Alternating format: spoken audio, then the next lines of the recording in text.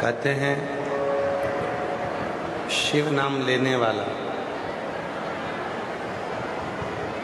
भगवान शंकर का मंत्र जाप करने वाला एक अलग से ऊर्जा देने लगता है। शिव महापुराण के उमा संहिता में एक बात आती है। शिव महापुराण की उमा संहिता कहती है,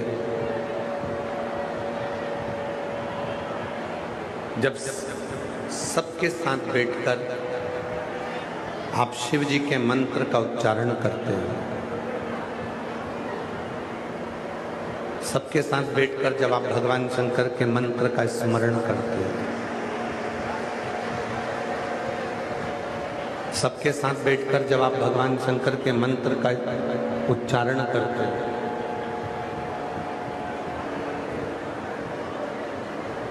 तो ये मंत्र जब सार्वजनिक जगह पर सबके साथ इसका जब उच्चारण होता है, इसको जब जपा जाता है, तो हमारे जो शरीर में 3.5 करोड़ जो रोम छिद्र है,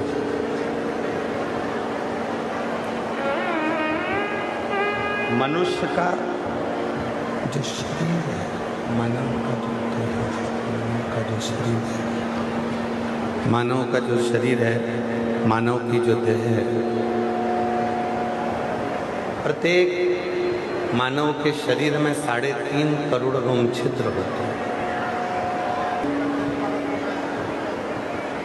रोम छिद्रों से ये मानव का शरीर बना हुआ है और 3.5 करोड़ रोम छिद्रों से जो ये मानव का शरीर है, वो शरीर केवल उसकी सुंदरता देखने के लिए नहीं है।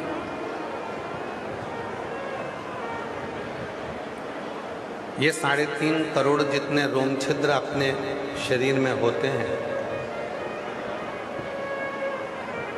इन रोम छिद्रों का एक नियम है कि इन रोम छिद्रों के माध्यम से भगवान की अविरल भक्ति को धारण करें।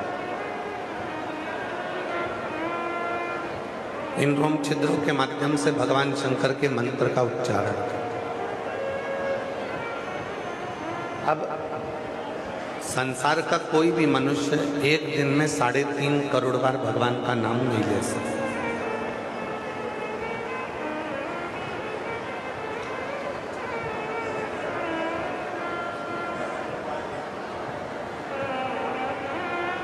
संसार का कोई भी मनुष्य होगा, वो एक दिन में 3.5 करोड़ बार मंत्र का उच्चारण नहीं करता है, मंत्र जप नहीं करता है। और यदि वो 3.5 करोड़ बार मंत्र का जप वो एक दिन में नहीं कर पाता है, तो सार्वजनिक रूप से बैठकर जब वो भगवान के मंत्र का उच्चारण करता है, सार्वजनिक रूप से बैठकर जब भगवान के मंत्रों को जपता है, तो वो मंत्र सार्वजनिक रूप से जब निकलते हैं एक दूसरे के मुख से, तो वो तरंग बनकर टूटते हैं और टूटते हैं तो वो 3.5 करोड़ रोम छिद्रों को सिद्ध कर देते हैं और मनुष्य सिद्ध हो जाता है।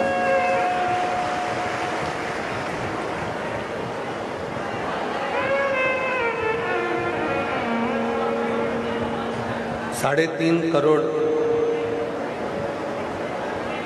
इन रोम छिद्रों की जो भक्ति है, 3.5 करोड़ जो रोम छिद्र हैं, इन रोम छिद्रों का जो स्मरण है, 3.5 करोड़ जो रोम छिद्रों के द्वारा जब हम सार्वजनिक रूप से भगवान की भक्ति करते हैं, सार्वजनिक रूप से हम भजन करते हैं, तो वो भजन जब तरंगों के रूप में इन शरीर में प्रवेश करता है, तरंगों के रूप में जब इस शरीर में जाता है, तो एक हमको अलग से शक्ति एक हमको अलग से बल प्राप्त हो जाता है। 5 स्थान बताए हैं जहां पर जाने पर, पहुंचने पर ये हमारे शरीर के 3.5 करोड़ रोम छिद्र शुद्ध हो जाते हैं और भगवान की अविरल भक्ति में डूब जाते हैं।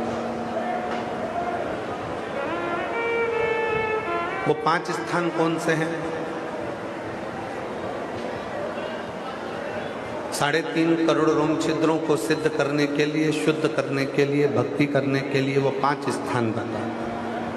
पहले नंबर पर है अपने माता की गोद, अपनी माता के चरणारविंद, अपने माता की नजदीकता।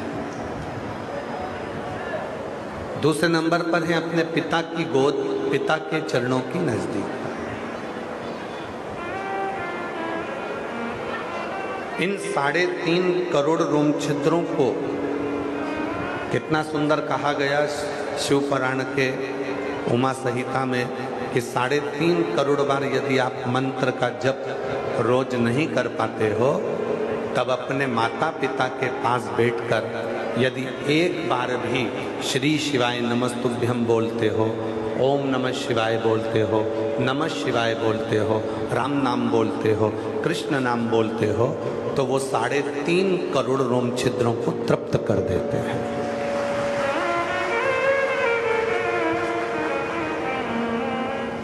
एक माता के चरणों में, पिता के चरणों में, माता के नजदीक में, पिता के नजदीक में, माता की गोद में, पिता की गोद में जिस मंत्र का उच्चारण हम करते हैं वो हमारे 3.5 करोड़ रोम छिद्रों को शुद्ध कर देते, सिद्ध कर देते।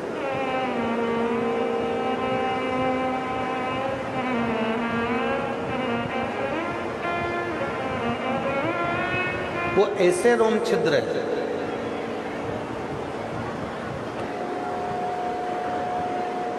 एक माता की गोद,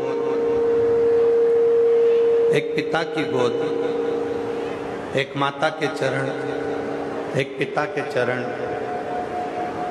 ये वो स्थान है जिन स्थान पर बैठकर आप और हम जितने मंत्र का जप करते हैं, एक बार भी अगर हम अपने मुख से अपनी माँ के नज़दीक में, अपने पिता के नज़दीक में बैठकर मंत्र का जप करते हैं तो वो 3.5 करोड़ बार मंत्र जप के बराबर प्राप्त हो जाता है। संसार के प्रत्येक मनुष्य को एक चीज सीखना चाहिए। संसार के प्रत्येक मनुष्य को एक चीज अपने अंदर धारण करना चाहिए कि तुम दिन भर ऑफिस जाओ, दुकान जाओ, सर्विस पे जाओ, नौकरी पर जाओ, तुम खूब कमाओ, पर शाम को जब आप घर आए, नौकरी से, दुकान से, सर्विस से, काम से, व्यापार से जब अपने घर पर आए, अपने कमरे में जाने से पहले ज़्यादा नहीं तो 5 मिनट, 7 मिनट, 8 मिनट, 10 मिनट, नहीं तो 2 मिनट अपने माँ बाप के पास जरूर जाकर बैठा करो। वहाँ बैठने से आपको सिद्धता प्राप्त।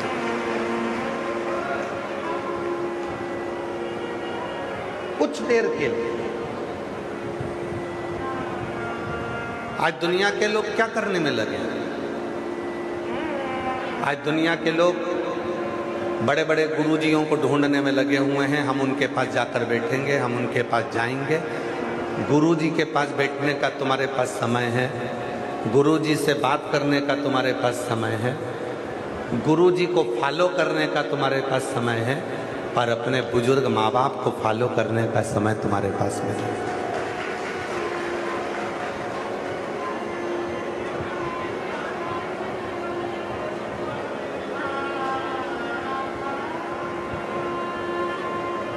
आप सब बैठे हुए हो, पहले के समय में इतने सारे खिलौने नहीं होते थे, पहले के समय में इतने सारे खिलौने नहीं होते थे। टायर ट्यूब, गाड़ी का जो साइकिल का टायर है, साइकिल का जो ट्यूब है, गाड़ी का जो टायर है, गाड़ी का जो ट्यूब है, उससे डंडी से मार मार कर उससे खेला करते थे।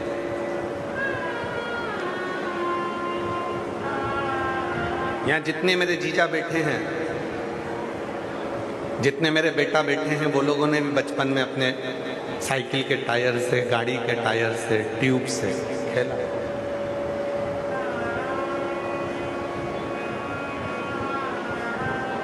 पहले लोग साइकिल के टायर ट्यूब से खेलते थे और आज का व्यक्ति यूट्यूब से खेलता है।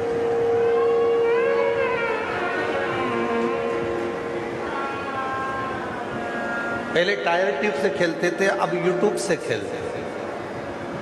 टायर ट्यूब से खेलते थे तो शरीर को लाभ होता था, यूट्यूब से खेलते हो तो शरीर को लाभ नहीं होता, बैंक खाली हो जाता है, घर का पैसा खाली हो जाता है, धन खाली हो जाता है, संपदा खाली हो जाती है।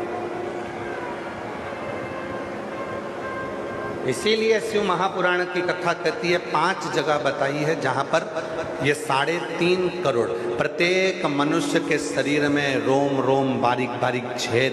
आप अपने हाथ को देखोगे, अपने शरीर को देखोगे तो बारीक बारीक, अपनी उंगलियों को देखोगे तो बारीक बारीक छेद तुमको नजर आएंगे। ये 3.5 करोड़ छिद्र हैं जो हमारे शरीर में हमें परमात्मा ने दिया।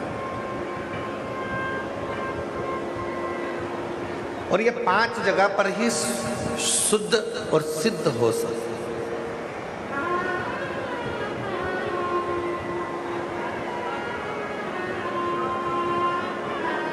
ये 5 जगह पर शुद्ध भी होते हैं और सिद्ध भी होते हैं। एक अपनी माता के पास में 5 मिनट 10 मिनट कितना भी काम हो, काम कर कर आओ, नौकरी कर कर आओ, अपने बच्चों को मना नहीं है, मिलो। अगर आज आप अपने बच्चों को कुछ प्रेरणा देना चाहते हो तो वो सबसे बड़ी प्रेरणा देना, आप अगर अपने माँ बाप के पास बैठोगे तो एक दिन ऐसा आएगा कि आपकी औलाद भी आपके पास में आकर बैठेगी, वरना वो बैठने वाली है। 5 स्थान में 2 स्थान, एक माता और एक पिता, जिनके नजदीक में बैठने पर भी ये 3.5 करोड़ रोम छिद्र शुद्ध और सिद्ध हो गए। तीसरे नंबर पर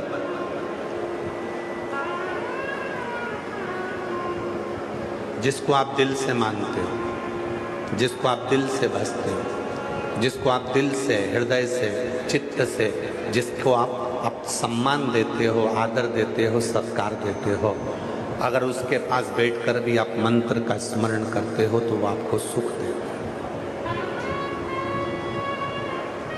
जैसे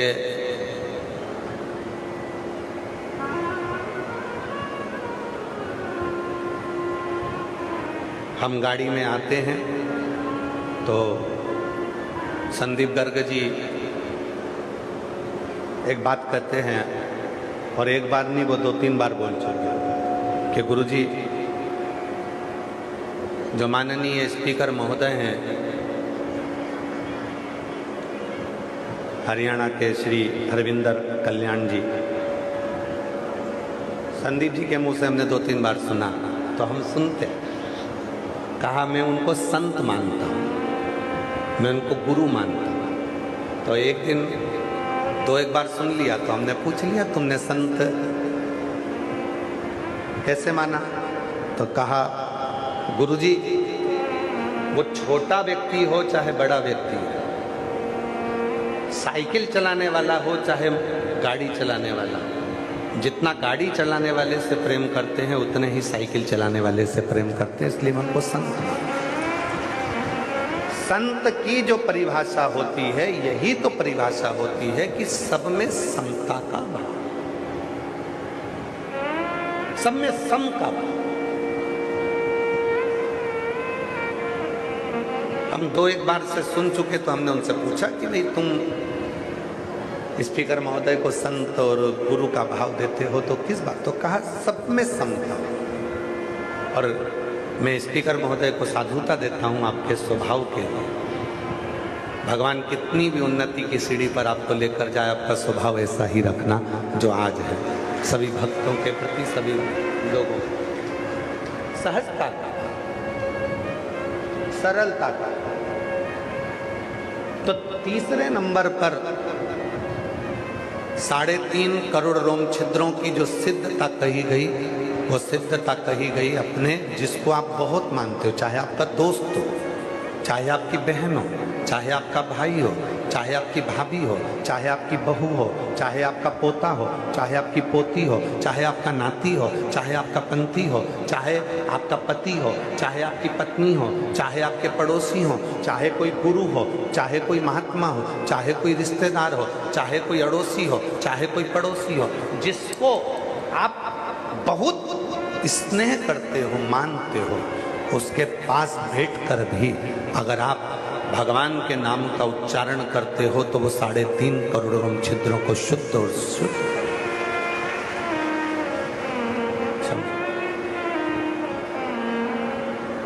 3.5 करोड़ रोम छिद्रों को भी शुद्ध और सिद्ध कर देता है। 3.5 करोड़। चौथे नंबर पर आया गुरु के पास बैठना।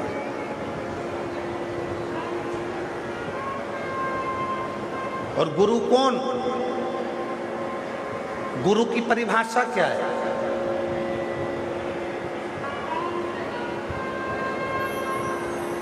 हमारे दीनानाथ जी एक लाइन गुनगुनाते हैं कि ऐसी प्रेम भिक्षा लाना रे जो गुरु ने, ऐसी प्रेम भिक्षा लाना रे गुरु ने मंगाई, ऐसी प्रेम भिक्षा लाना रे गुरु ने मंगाई, गुरु ने मंगाई, सतगुरु ने मंगाई, गुरु ने मंगाई, सतगुरु ने मंगाई। पहली भिक्षा जो जल की लाना, नदी नाले के पास न जाना, कुआं बावड़ी को छोड़ के आना, ऐसी गगरी भर के लाना रे गुरु ने मंगाई, ऐसी गगरी भर के लाना रे